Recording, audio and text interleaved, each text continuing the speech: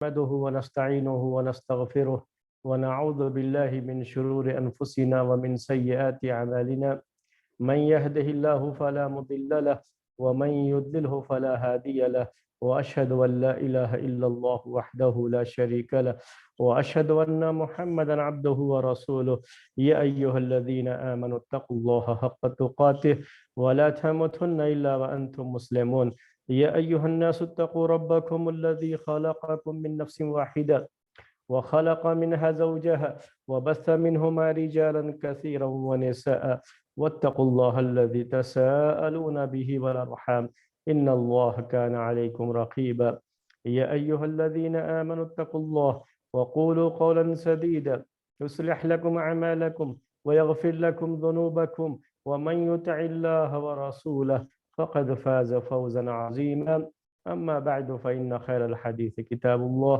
وخير الهدي هدي محمد صلى الله عليه وسلم وشر الأمور محدثاتها وكل محدثة بدعة وكل بدعة ضلالة وكل ضلالة في النار. محترم بھائیوں اور معزز خواتین، سورہ یوسف کی تفسیر کا یہ سلسلہ آپ حضرات کی خدمت میں پیش کیا جا رہا ہے۔ آج آیت نمبر 10، آیت نمبر 10، اس آیت کے تعلق سے انشاءاللہ بات آپ کے سامنے رکھی جائے گی۔ مصحف آپ کے سامنے ہو تو سمجھنے میں آپ کو زیادہ آسانی ہوگی۔ آیت نمبر 10 میں، آیت نمبر 10 میں اللہ تبارک و تعالی کا ارشاد ہے کہ قال قائل منہم، قال قائل منہم، کہ ان میں سے ایک کہنے والے نے کہا۔ قال قائل منہم، ان میں سے، ان بھائیوں میں سے ایک کہنے والے نے کہا، لا تقتلوا یوسف، یوسف کو قتل مت کرو، وَأَلْقُوهُ فِي غَيَابَاتِ الْجُبِّ، اور اسے ڈال دو کنویں، گہرے کنویں میں، يَلْتَقِطْهُ بَعْضُ السَّيَّارَةِ، بعض گزرنے والے مسافر یا گزرنے والے مسافروں میں سے بعض انہیں اٹھا لیں گے، ان کنتم فاعلین، اگر تم کرنا ہی چاہتے ہو۔ تو یہ ہے اصل اس کا ترجمہ جو میں نے آپ کے سامنے پیش کر دیا ہے، اور اسی آیت کے تعلق سے آج کا ہمارا پورا درس انشاءاللہ رہے گا۔ ہم کوئی اور اس کے بعد والی آیت کے بارے میں نہیں کہہ رہے ہیں کہ وقت رہا تو انشاءاللہ اس آیت پر گفتگو کریں گے، کیونکہ اسی آیت کے بارے میں ہم بات کریں گے انشاءاللہ آج، اور تقریباً 5 پوائنٹ اس پر ہماری گفتگو ہوگی اس آیت کے تعلق سے۔ تو پہلا پوائنٹ یہ ہے کہ اللہ تبارک و تعالی نے کہا قال قائل منہم، یہ 10 بھائی تھے پورے، یوسف اور بنیامین کو چھوڑ دیجئے تو یہ کتنے ہو گئے؟ 10 بھائی تھے۔ یہ 10 بھائی آپس میں بیٹھ کر کے یوسف علیہ السلام کے خلاف سازش کر رہے ہیں، اور اس کے پہلے والی آیت میں یہ بات آپ کے سامنے آ چکی ہے کہ یہ رائے پیش کی گئی کہ یوسف کو قتل کر دو، یا کہیں دور دراز علاقے میں لے جا کر کے چھوڑ دو جہاں سے واپسی کی کوئی امید نہ رہے۔ دونوں جو ہے بات میں کہیں نہ کہیں یوسف علیہ السلام کہیں بھی کھپ مر جائیں، اور اس طرح سے ان سے ہماری جان چھوٹے، اور اب ہمارے والد جب وہ نہیں رہیں گے تو خود بخود ان کی توجہ ہماری طرف آ جائے گی۔ یہ تھی جو ہے اس کے پہلے والی آیت میں جو رائے پیش کی گئی تھی۔ بہرحال اس میں یوسف علیہ السلام کو دنیا سے ختم کرنے کی بات بھی ذکر کی گئی تھی۔ اس کے مقابلے میں تھوڑی بہتر رائے جس کا ذکر اس آیت میں ہے، جو آج کے اس درس کا پہلا پوائنٹ ہے، क्या है कि قال قائل منهم, इन भाइयों में से एक कहने वाले ने कहा।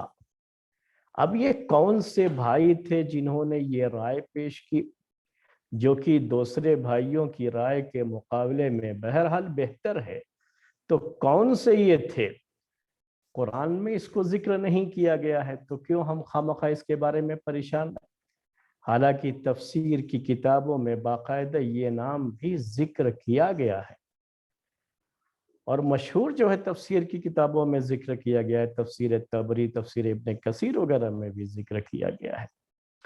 और जो है वो भी कई नाम जिक्र किए गए, कोई एक ही नाम सारी किताबों में होता तो भी चलो एक गुंजाइश निकलती थी कि जो है हाँ चलो सबने यही कहा है, तो यही जो है कहने वाले यही होंगे। यहाँ याद रखिए 19-20 का फर्क है। इससे हमें ये मालूम होता है कि इन भाइयों के दरमियान यूसुफ को लेकर के उन पर हसद करते हुए जो यूसुफ की दुश्मनी उनके दिलों में थी, उसमें कुछ 19-20 का फर्क रहा है। बाज लोग दुश्मनी में बहुत ही आगे निकल चुके थे, यहाँ तक कि उनको जान से ही मार देने की बातें कर रहे थे। तो कुछ लोग जरा मुतवस्सित किस्म के, थोड़ा नॉर्मल अंदाज से सोचते हुए, अगरचे कि हसद इनके यहाँ भी है, ये भी जो है हसद की उस बीमारी से मजबूर है, लेकिन उतनी जो है यानी यूसुफ अलैहिस्सलाम के ताल्लुक से वह राय कि उन्हें ख़त्म ही कर दिया जाए, उस हद तक ये नहीं पहुंचे। तो वही उसी राय का यहाँ पर जिक्र है। तो मैं आपसे क्या कह रहा था ये, कि अब उनमें से एक ने कहा। अब कौन कहा? अब इसका नाम तो यहाँ पे नहीं जिक्र किया गया है। अगर नाम ही मकसूद होता जिक्र करना, और नाम जिक्र करने का कुछ फायदा होता, तो कुरान ने इसे नजरअंदाज नहीं किया होता। और मैं आपको ये भी अर्ज कर दूं कि बहुत से लोग जो है इसको यहूजा जो है नाम जो है जिक्र करते। असल में ये यहूजा, ये इसराइली रिवायात में ये बात भी है कि ये जो आगे बात आ रही है कि रास्ते में गुजरने वाले कोई मुसाफिर जो है उधर से गुजरेंगे तो वो उनको ले लेंगे और लेके चले जाएंगे।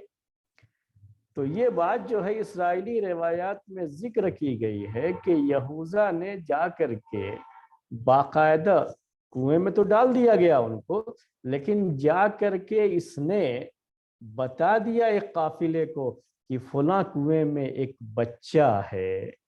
जा करके उसने बता दिया, इस तरीके से वो आए और आकर के बच्चे को निकाल ले गए। तो ये बात भी जिक्र की गई।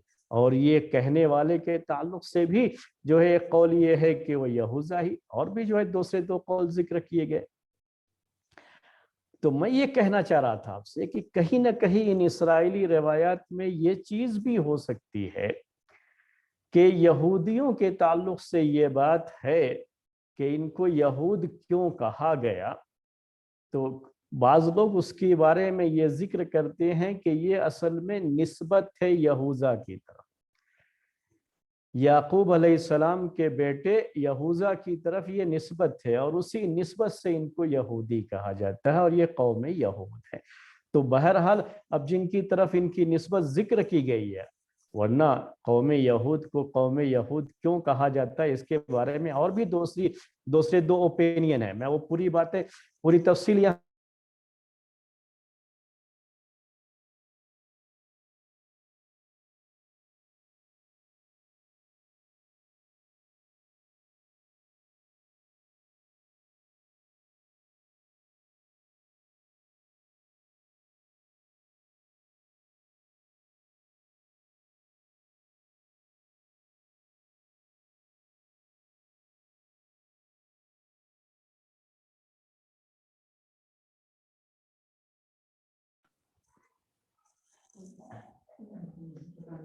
हेलो हेलो, अस्सलाम वालेकुम।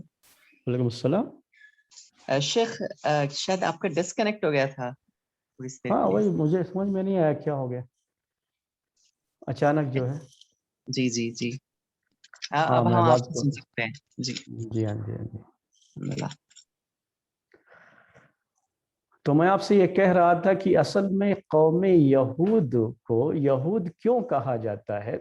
اس سلسلے میں 3 اوپینین ہیں. اس میں سے ایک اوپینین یہ ہے کہ یہ نسبت ہے یہوذا کی طرف، جو کہ یعقوب علیہ السلام کے بیٹوں میں سے ایک ہے، وہ ان کا نام یہوذا، اسی کی طرف نسبت ہے.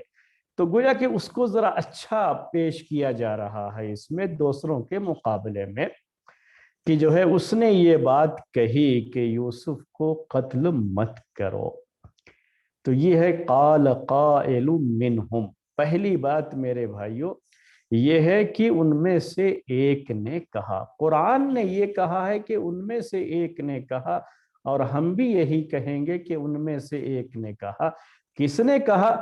اگر اس کے بارے میں کچھ بھی فائدہ اس کو ذکر کرنے کا ہوتا تو قرآن نے اسے نظر انداز نہیں کیا ہوتا. اس کے بعد کیا بات ہے کہ لا تقتلوا یوسف، لا تقتلوا یوسف، یوسف کو قتل مت کرو. یہاں یہ دوسرا پوائنٹ ہے، نوٹ کیجئے گا. لا تقتلوا یوسف، یوسف کو قتل مت کرو. اس کے پہلے یوسف علیہ السلام کا ذکر تو آ چکا ہے، تو اس کے لحاظ سے عربی زبان میں یہاں پروناؤن آنا چاہیے تھا، اور ہونا چاہیے تھا کہ یہ کہا جاتا کہ لا تقتلوہ، لا تقتلوہ، اس کو قتل مت کرو. وَأَلْقُوهُ فِي غَيَابَاتِ الْجُبِّ، جیسے القوہ میں ہو ہے، ویسے ہی لا تقتلو کے بعد بھی ہو آنا چاہیے تھا، یوسف نہیں آنا چاہیے تھا. لیکن کیا ہے یہاں پر، آپ اس کو غور کیجئے گا. یہ دوسرا پوائنٹ ہے کہ کہا گیا لا تقتلو یوسف، یوسف کو قتل مت کرو. نام کے ساتھ ذکر کیا گیا، پھر سے ان کو نام کے ساتھ ان کا ذکر کیا گیا. لا تقتلوا یوسف. اور کیا ہے وَأَلْقُوهُ فِي غَيَابَاتِ الْجُبِّ، اور انہیں ڈال دو. غیابات الجب، یہ بھی ایک قرات ہے، اور ایک قرات ہے غیابت الجب، اور ان کو ڈال دو گہرے کنویں میں. جب عربی زبان میں کہتے ہیں اس کنویں کو جسے کھودا گیا ہے اور نیچے پانی بھی نکل گیا، پانی وغیرہ بھر بھی لیتے ہیں اس سے، لیکن اس کنویں کے اوپر چاروں طرف سے اینٹیں ڈال کر کے جیسے بنا دیا جاتا ہے، اور تاکہ کوئی آدمی اس کے اندر گرے نہ. تو جیسے کنواں آپ طریقے سے آپ دیکھتے ہوں گے، اگر پہلے کبھی آپ نے دیکھا ہو، آج کل تو کنویں کم ہو گئے ہیں، پہلے کنویں زیادہ کھودے جاتے تھے، تو باقاعدہ جو ہے کنویں کے چاروں طرف اینٹ سے جو ہے اس کو گھیر دیتے تھے، بنا دیا کرتے تھے. تو اس کو عربی میں بئرن کہتے. اور جو صرف جو ہے گڈھے کی شکل میں کھود کر کے چھوڑ دیا گیا ہو، اوپر سے وہاں کچھ بنایا ہی نہ گیا ہو، تو اسی کو عربی میں جب کہتے ہیں. یہ عربی زبان کی بڑی جو ہے خاص بات یہ ہے کہ عربی زبان میں ایک ہی چیز کے لیے اس کے مختلف حالات کے لیے الگ الگ الفاظ ہوتے ہیں. تو صرف کنواں کھود دیا گیا ہے تو ہم پھر بھی کنواں ہی کہیں گے اس کو اردو میں، اور اس پہ اوپر جو ہے کچھ بنا بھی دیا گیا ہو اینٹ وغیرہ جوڑ کر کے تو بھی کنواں ہی کہیں گے، یا انگلش میں آپ جو ہے ویل کہیں گے. لیکن عربی میں الگ الگ الفاظ ہیں ان کے لیے. تو جب کا لفظ جو یہاں استعمال کیا گیا ہے، یہ کس کے لیے ہے کہ وہ کنواں ایسا تھا کہ جس کنویں کے بارے میں یہ کہہ رہے ہیں ڈال دینے کے لیے، کنواں کیا ہے؟ ایسا کوئی کنواں نہیں کہ جہاں لوگوں کی عادت ہے کہ لوگ باقاعدہ جاتے ہیں اور وہاں سے پانی بھرتے ہیں. جو راستے وغیرہ میں کنویں ہوتے ہیں اس کا زیادہ خیال نہیں کیا جاتا ہے، تو بس کنواں کھود کے چھوڑ دیا جاتا ہے. لیکن جو آبادی سے قریب ہوتے ہیں تو لوگ آبادی والے جہاں سے پانی بھرتے ہیں، شہروں کے اندر یا آبادی کے اندر جو کنویں کھودے جاتے ہیں، وہاں اس طرح سے کر دیا جاتا ہے کہ چاروں طرف سے اس کو گھیر دیا جاتا ہے اور اینٹ وغیرہ سے تھوڑی باؤنڈری بنا دی جاتی ہے، جیسا کہ آپ جانتے ہیں. تو اس میں ہمیں بات کیا سمجھ میں آ رہی ہے کہ ایسا کنواں ہونا چاہیے یہ ایسی جگہ پر جو کہ کہیں تھوڑا دور ہو، بہت قریب بھی رہا تو کوئی بھی شہر کا آدمی اگر جہاں پہ یہ لوگ رہتے تھے چلا گیا اور وہاں سے ان کو نکال کر کے لے کے آ جائے گا، تو بعد میں جب پہنچیں گے وہ یعقوب علیہ السلام کے پاس تو بڑی پریشانیاں بعد میں ہو جائیں گی۔ تو ایسے کنویں کا انتخاب ہونا چاہیے جو کنواں کیسا ہو، جب ہو پہلے۔ دوسرا کیا ہے، غیابات۔ یہ جو ہے غیابتن جو عربی میں کہتے ہیں، یہ ہر وہ چیز جس میں کوئی دوسری چیز غائب ہو جائے اس کو غیابتن کہتے ہیں عربی میں، یعنی جو دوسری چیز کو چھپا لے اپنے اندر اس کو غیابتن کہتے ہیں۔ تو جب کنواں بڑا گہرا ہوتا ہے تو اوپر سے آپ کوئی بھی چیز ڈالیں گے تو اندر سے وہ کہاں ہے وہ چیز نظر نہیں آئے گی اوپر سے آپ کو۔ جب کنواں گہرا ہوگا تب یہ چیز جو ہے وہ ہوگی، اگر کنواں گہرا نہیں ہے تب تو اوپر سے چیز نظر آ جائے گی۔ تو غائب ہونا، وہ آپ جانتے ہیں عربی کا لفظ غائب ہونا، اسی سے ہے یہ لفظ۔ تو کیا کہا اس میں سے ایک شخص نے کہ لا تقتلوا یوسف، یوسف کو قتل مت کرو اور اس کو ڈال دو کنویں کی گہرائی میں، گہرے کنویں میں۔ اب اور یہ کنواں کیسی جگہ ہونا چاہیے؟ غیر آباد علاقے میں ہونا چاہیے، جہاں سے سفر کرنے والے تو گزرتے ہوں لیکن آبادی کے لوگ وہاں پانی بھرنے نہ جاتے ہوں، تو ایسی جگہ یہ کنواں ہونا چاہیے۔ اب یہاں پر یہ دوسرا پوائنٹ تھا۔ اب دیکھیے یہاں اس دوسرے پوائنٹ میں اس پہلو کو بھی آپ جو ہے خاص طریقے سے سامنے رکھیے کہ اس بھائی نے تھوڑی ہمدردی دکھائی ضرور ہے، لیکن ہمدردی کے باوجود بھی اس نے پورے طریقے سے ہمدردی نہیں دکھائی، کہ اگر پورے طریقے سے ہمدردی دکھا دیں گے تو الٹے سارے کے سارے بھائی ہمارے خلاف بھی ہو جائیں گے۔ تو حالات کو پرکھ کر کے بالکل اس کے مطابق یہ آدمی رائے دے رہا ہے، اس پر غور کرنے کی بات ہے۔ وہ بات کیا ہے؟ اگر یہ کہے، جیسے اگر یہ کہتا یہ شخص کہ آپ لوگ یہ کیسے کہہ رہے ہیں کہ یوسف کو قتل کر دے یا اس کو کہیں دور دراز علاقے میں چھوڑ آئے، کیوں قتل کرو گے؟ اگر کہیں انداز یہ ہو جاتا تب کیا کہتے بھائی لوگ، اچھا تجھ کو بھی اس کے پاس ہی چھوڑ دیں گے، گھبرا مت، جو ہے تیرے ساتھ بھی ایسے ہی کریں گے، یہ مسئلہ ہوتا۔ تو اس نے جو ہے ہمدردی کی بات کہی تو ضرور ہے، لیکن اس ہمدردی کی بات کو بھی اس نے اس پہلو سے اور اس اسلوب سے ذکر کیا ہے کہ یہ ہمدردی لگے نہ، بلکہ بھائیوں کو یہ محسوس ہو کہ ان کے حق کی بات ہی میں بھی کر رہا ہوں، میں بھی وہی چاہ رہا ہوں جو وہ چاہ رہے ہیں، بس طریقہ اختیار کرنا کون سا مناسب ہے میں وہ بات بیان کر رہا ہوں۔ تو یہ دوسری بات تھی میرے بھائیو۔ تیسرا پوائنٹ کیا ہے؟ یلتقط بعض السیارہ، اس نے یہ بات بھی کہہ دی۔ وہ بات کیا کہہ دی کہ بعض السیارہ، سیارہ عربی زبان میں آج کل جو ہے آپ سمجھتے ہیں کہ یہ جو ہے موٹر جو ہوتی ہے، کار جو ہوتی ہے، اس کو سیارہ کہتے ہیں۔ اصل معنی سیارے کے چلنے والا، سیارہ کا مطلب بہت چلنے والا، مبالغہ کا صیغہ کہتے ہیں اس کو۔ سارہ کے معنی چلنے کے ہوتے ہیں، سارہ یسیرو، اس کے معنی جو عربی میں چلنے کے ہوتے ہیں، اسی سے سیارہ ہے یہ چلنے والا، بہت چلنے والا، مبالغے کا صیغہ۔ تو سیارہ یہ کیا ہے؟ مسافر کے لیے جو بڑی کثرت سے سفر کرتے رہتے ہیں، قافلے جو ہے، اور سیارہ یہ جمع بھی ہے یہاں پر، تو کیا کہا کہ قافلوں میں سے کوئی جو وہاں سے گزرے گا وہ انہیں اٹھا لے گا۔ یلتقط ہو، التقط عربی میں کہتے ہیں زمین میں کوئی چیز گری ہوئی ہو تو اس کو اٹھا لیا جائے، عربی زبان میں اسے لقطہ کہا جاتا ہے، اور فعل اس کے لیے یہی استعمال کیا جاتا ہے، التقط۔ زمین پر گری پڑی چیز کو عربی میں لقطہ کہا جاتا ہے۔ تو اس طرح سے کنویں میں ہم ڈال دیں گے، کنویں میں یہ پڑے رہیں گے، تو وہاں سے گزرنے والے مسافرین میں سے کوئی بھٹکا ادھر جو ہے سے گزرے گا تو وہ جا کر کے ان کو نکال لے گا اور نکال کر کے ان کو لے کر کے چلا جائے گا۔ اس طریقے سے سانپ بھی مر جائے گا اور لاٹھی بھی نہیں ٹوٹے گی، ہم اردو کے محاورے میں کہنا چاہیں تو ان کے خون سے اپنے ہاتھ کو رنگنا بھی نہیں پڑے گا۔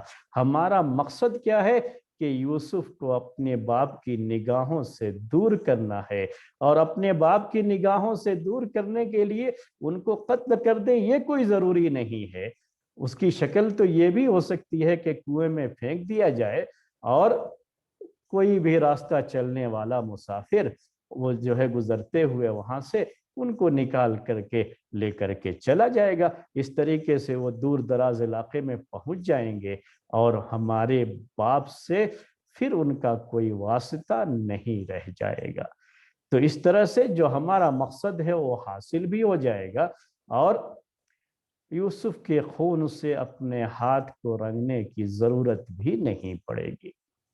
یہ تیسری بات تھی، یلتقطہ بعض السیارہ، تو گزرنے والے جو مسافر ہیں قافلے ان میں سے بعض اس کو اٹھا لیں گے اور جو ہے اٹھا کر کے لے کے چلے جائیں گے۔ ان کنتم فاعلین، اگر تم کرنا ہی چاہتے ہو، اگر تم کو یہ کرنا ہی ہے تو یہ مناسب رائے ہے، یہ کرو، قتل کرنے والی بات کو تم چھوڑ دو۔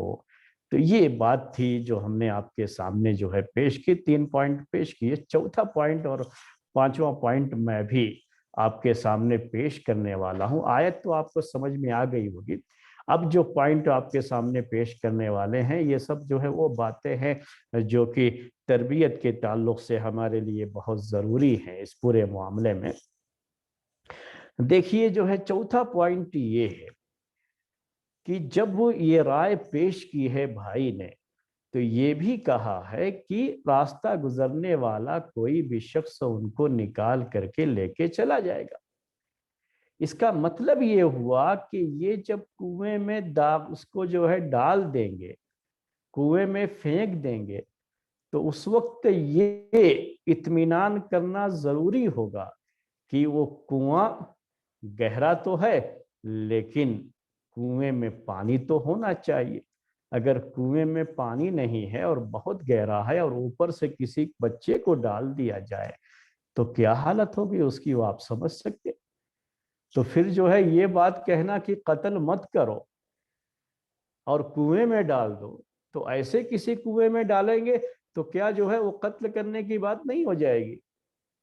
جہاں پانی نہیں ہے اگر، اور لے کر کے وہاں اوپر سے وہ بھی بہت گہرا کنواں ہو، اتنا گہرا ہو کہ اوپر سے کچھ نظر نہ آئے، اور لے جا کر کے ایسے ڈال دیا جائے ان کو، تو ظاہر سی بات ہے کہ ان کے جسم کی کیا حالت ہوگی آپ سوچ سکتے ہیں۔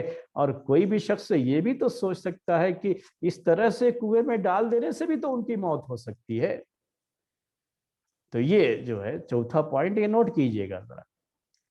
یہ تو یہ کہ جب پانی نہ ہو، اور پھر اگر پانی ہے اور بہت زیادہ پانی ہے اور لے جا کر کے اس کنویں میں ڈال دیں ان کو، تو پھر دوسرا مسئلہ آئے گا کہ وہ بچے تھے ابھی، تو کیا اس میں ڈوب کر کے مر نہیں جائیں گے؟ تو مسئلہ تو پھر وہی آیا۔ جبکہ اس رائے کے اندر یہ ہے کہ قتل نہیں کرنا ہے، جان نہیں لینا ہے، ان کو کنویں میں ڈال دینا ہے، اور کنویں میں ڈالنے کا مقصد یہ ہے کہ کوئی آئے تو نکال کر کے ان کو لے کے چلا جائے، تو اس کے لیے ان کا زندہ ہونا ضروری ہے نا۔ تو یہ پوری بات یہ بتا رہی ہے کہ یہ لوگ کسی ایسے کنویں کا ہی انتخاب کریں گے جو کنواں نہ اس میں پانی بہت زیادہ ہو اور نہ ہی بالکل پانی نہ ہو، ایسا بھی نہیں ہونا چاہیے، کیونکہ ان کو جب اللہ تعالیٰ تو جہاں چاہے کسی کو محفوظ کر دے، لیکن میں یہ کیا کہنا چاہ رہا ہوں کہ بھائیوں کو تو یہ پتہ نہیں ہے نا، بھائی تو نہیں جانتے نا یہ سب۔ جب بھائیوں کی یہ رائے ہے، بھائیوں میں سے ایک کی یہ رائے ہے، اور اسی رائے کو پھر قبول بھی کر لیا گیا کہ ان کو ڈال دیا جائے کنویں میں، تو یہ رائے پیش کرنے والے نے اس کے لیے یہ بھی کہا تھا کہ گزرنے والا کوئی انہیں نکال کر کے لے کر کے چلا جائے گا، تو یہ تو اسی وقت نہ جب چیز ہوگی جب وہ زندہ رہیں گے کنویں میں۔ اور زندہ رہنے کے لیے یہ چیز ہونا ضروری ہے۔ تو یہ بات ہم کو اس آیت سے خود بخود سمجھ میں آ رہی ہے، حالانکہ وہ الفاظ نہیں، یہ چوتھا پوائنٹ تھا۔ یہ جو پانچویں بات، جب اللہ تبارک و تعالیٰ کوئی چیز کسی کے لیے مقدر کر دیتا ہے، یہ تربیت کا پہلو ہے، کوئی بھی چیز کسی کے لیے مقدر کرتا ہے تو اس کے لیے اسباب خود بخود مہیا ہو جاتے ہیں، اسباب خود بخود پیدا ہو جاتے ہیں۔ اللہ تعالیٰ نے اگر چیز مقدر کی ہے، یاد رکھیے یہ آپ کے ایمان کے لیے اور تقدیر پر ایمان کے لیے بڑی اہم چیز، بڑا اہم پوائنٹ ہے، اور یہی آخری بات ہے آج کے درس کی۔ اب بھائی تو یوسف علیہ السلام سے اتنے جلے بھونے تھے، اتنا حسد تھا دلوں میں، اور دشمنی کی آگ میں اس طریقے سے وہ جو ہے جل بھن رہے تھے کہ وہ کسی طرح سے بھی ان سے چھٹکارا حاصل کرنا چاہ رہے تھے، لیکن انہی میں سے ایک کی زبان سے یہ نکلنا کہ انہیں قتل مت کرو بلکہ لے جا کر کے کنویں میں ڈال،